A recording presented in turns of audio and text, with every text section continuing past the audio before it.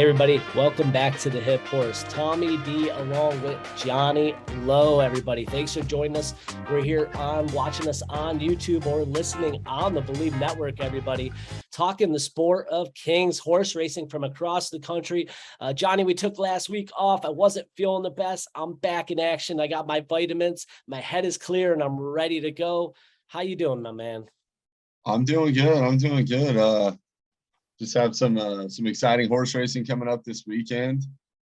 Yesterday, Thursday was a good day for Rooster Coop Racing. We got our first starter and our first win at Del Mar, so that was a real treat, and we're looking forward to see what the rest of the meet has. Yeah, congratulations to Johnny and all the Rooster Coop pack there. Awesome job with Little Grayson coming in big, Johnny, and it was an impressive victory. So I know you did your homework there. You set the horse up. Peter Miller had the horse in a nice spot. Juan Hernandez rode the horse perfectly. She did a great job. You got to be proud of Little Grayson there. I know that she got claimed, but you're in the mix, the Rooster Coop. Keep your eye on that name, everybody, at Del Mar. So only moving forward. Love to hear that, Johnny. We're here to talk about Del Mar and Saratoga. Summer racing heating up. The action's been unbelievable. Saratoga, Del Mar, we've seen some prices all around. Great racing. We're going to talk about the grade one Whitney and then the grade one, the Clement Hirsch from Del Mar. We're going to talk both of these races. There's also the grade two Glen Falls and the grade one Test from Saratoga. So big action, Saratoga on Saturday. We're shooting this on Friday, so make sure you check the scratches, the weather, pay attention to all that, everybody. Grade one, Whitney, Johnny, this is a big matchup. Love to hear your opinion here in this race. We got three big superstars and some other great horses in the race too. But what are your thoughts here? The grade one Whitney from Saratoga. So it's a compact field of six. I've heard rumors they might scratch the one horse, so it could be down to five horses. It's a two-turn mile and an eighth race, so not the classic distance, but it is $1 million purse. It's attractive horses, Hot Rod Charlie, Olympiad, and Life is Good, who are three front runners at this point for the Breeders' Cup Classic. That is if Life is Good can step up to the mile and a quarter, which he tried to run in Dubai. It didn't quite work out. He was doing really well, and then he was just breathing fire late and got passed up. But with that being said, all the people that are looking, should I put my futures on Flightline or should I wait and see what happens in the Whitney and try to make a choice from there? I think they're going to get some answers. This looks like a race that, even though it's such a small field, you're going to get to see some of the horses, like I said, that are front runners for the Breeders' Cup Classic, and this might have some implications for it. For example, Olympiad. This could be his first grade one win if he wins this race. He's a lightly raced horse. He's got 10 races, 7 wins. His last few races were grade two races, grade three races.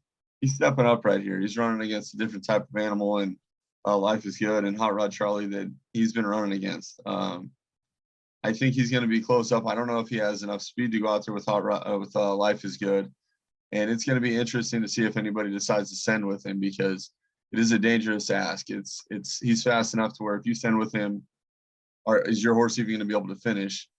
So with that being said, I think Life is Good might sneak away. I think people might be playing we're just going to stalk behind him and see if he comes back to us, which chances are he might not. Yeah, well, Life is Good. Morning line 6-5 currently. The 6, Life is Good, won 7 out of 9 career starts, including 5. Impressive 5-length win from the Belmont grade 2 last time. I'll put up a 112 buyer figure. Didn't beat too much there, Johnny, but Pletcher trains this 4-year-old son of Into Mischief. Winner of the Breeder Cup Dirt Mile last year. The speed should control the race. Flavian Pratt's going to be going over to Hot Rod Charlie. After looking at it, Irad Ortiz Jr. was the original rider, so I think that might be the play there. But the pace of the race for sure. And Olympiad too won 5 in a row. Johnny stepping it up, like you said. Junior Alvarado, main man for Bill Mott, going to be aboard there. Won the Stephen F. Foster nicely, last time out. So, and then you got Hot Rod Charlie, second nosed out in its first start back, second in the Dubai World Cup. Hot Rod Charlie, $5.1 million in earnings there. So this is a great race, Johnny. I'm with you. I like number 6, Life is Good. Come catch me if you can. I expect him to be the speed of the race. Do you think it's a 3-horse field? I mean, I know it's a short field. Do you think there's anybody else that could break that top 3? Well, believe it or not, Zoomer at 30-1 has really good breeding. He's by Curlin out of Raisin Indy by APND. Very classic distance type breeding. But he's just been running and claiming races. I think what the connections are thinking here is we'll have him come off the pace. He ran so well at Saratoga last out, won by 7 lengths. Maybe we see what we could do here. If there is a speed duel, let's say Hot Rod Charlie is fast enough, Life is Good doesn't break that well. Olympiad, some other horses decide, hey, you know what? He didn't get out of the gate. I think we should go. And all of a sudden, you've got 3 horses flying around the track. That is one that could pick up the pieces, as well as Happy Saver. I would imagine that Happy Saver is going to be sitting off the pace as well. So if it does get crazy out there on the lead, I think one of those 2 horses could possibly be coming home. But again, I mean, realistically looking at it, things are going to have to line up for that speed duel to happen. I don't think anybody's willingly going to say, hey, you know what, we're going to go out there with Life is Good and we're going to really press the pace. Nobody's really done that in any of his other races. I don't see why they're going to start now. But it could be the only way they're going to win. You know, maybe somebody gets brave. Yeah, as you know, Johnny, anything can happen in horse racing on any given day. One wrong trip or stumble out of the gate, Life is Good, might have to battle it out. You don't know. So when you said 5 Happy Saver, that was my long shot. I liked, you got Pletcher, you got Johnny V aboard there. Second Flightline last time. And we know Flightline is the talk of horse racing currently. So I like to play here. I think Life is Good is the one to be here. I'm with you, morning line 6-5. That's the 6 horse Life is Good, but it's going to be a really nice race. And like you said, it might answer some questions for some people moving forward. Yeah, I mean, I believe so, because Olympiad, he's on the incline. Life is Good's obviously there. Hot Rod Charlie. I think that a lot of people have a lot of questions about these 3 horses in particular, and their horses that Flightline hasn't ran against yet. And the only thing you could do is common opponents at this point to see where Flightline's stacking up. So I think to have these horses run against each other, somebody's going to emerge as some competition for them. Yeah, I can't wait to watch it. I'm excited. If you're going to be at Saratoga, get it out on Saturday, watch this one at the spa. If not, watch it from far. It's going to be a good race. That's the grade 1 Whitney from the spa in Saratoga, everybody. Let's move over to the West Coast, Johnny, to Del Mar. That's where we're located here in San Diego. As you can see, I'm wearing my Padre hat. Big moves from the Padre. I know you're a baseball fan too, Johnny. Gives the Padres a little bit more hope and future for some baseball action moving forward. Yeah, they made some big trades. They got Brandon Drury, who definitely swings the bat well. They've got Josh Bell, who was an all-star last year. He's hitting 300. And they've got, obviously, Soto. He was the big name that everybody's talking about.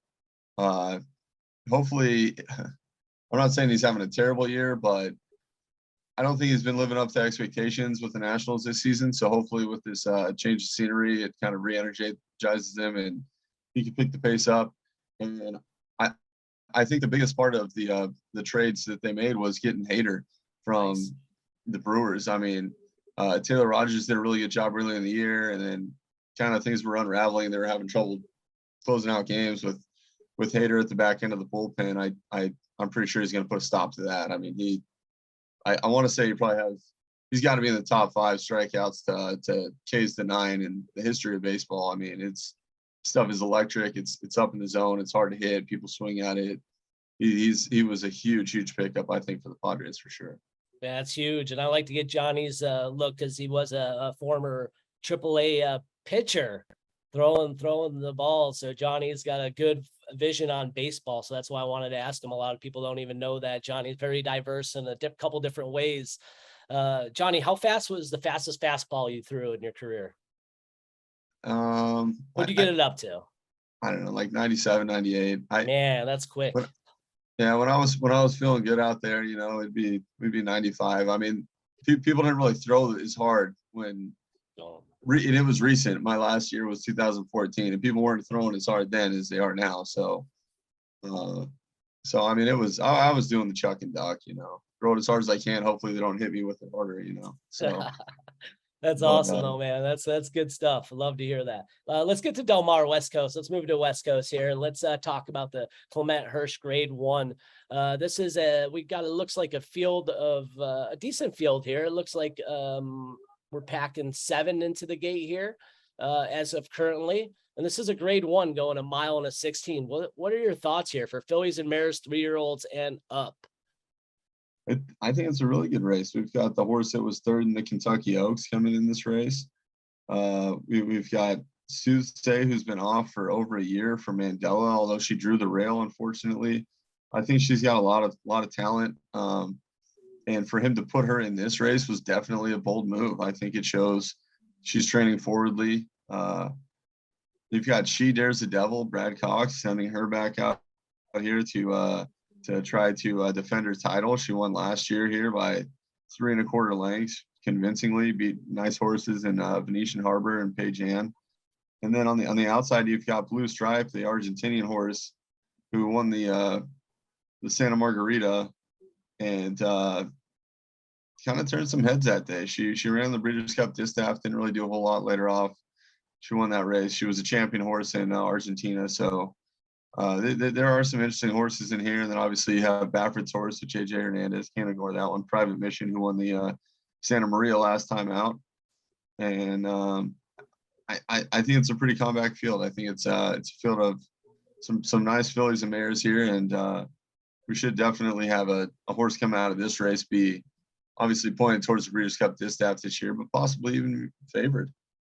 Yeah, Johnny, nice field. You kind of ran through a 8-5 Morning Lion, 5 She Dares the Devil, Brad Cox, won nicely last time out. So pretty impressively, 5-year-old mare. And then Private Mission, Bob Baffert, coming back and winning first last time out too. Desert Dawn looks like a really competitive race. And Soothsay, that kind of caught my ears. Richard Mandelo's with the fillies. Love, always an option there for me when Mandela has a nice filly in the mix. So what are your thoughts here? Do you have a pick here or a couple that you like here that you can throw out for the Clement Hirsch grade 1 race 9? Well, I think the obvious choice is the 8-5 favorite, She Dares the Devil. I obviously she's got all the tools needed, speed, won the race last year, class. There's not a whole lot that you can look at and say, hey, I don't like about that horse. But I think I'm going to go with the horse that I'm going to go with Soothsay. I'm not really sure what it is about this horse, but we got Mike Smith aboard. The horse is going to be coming off the pace.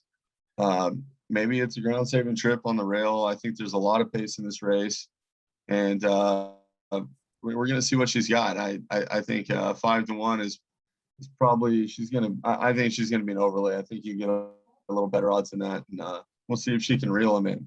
I love it. Soothsay, number 1, Richard Mandela, won last time out, won 3 out of 4, Johnny. So this 4-year-old filly ready to rock and roll, hopefully, for the barn of Richard Mandela. Going to be trying to beat number 5, She Dares the Devil, 8-5 Morning Line.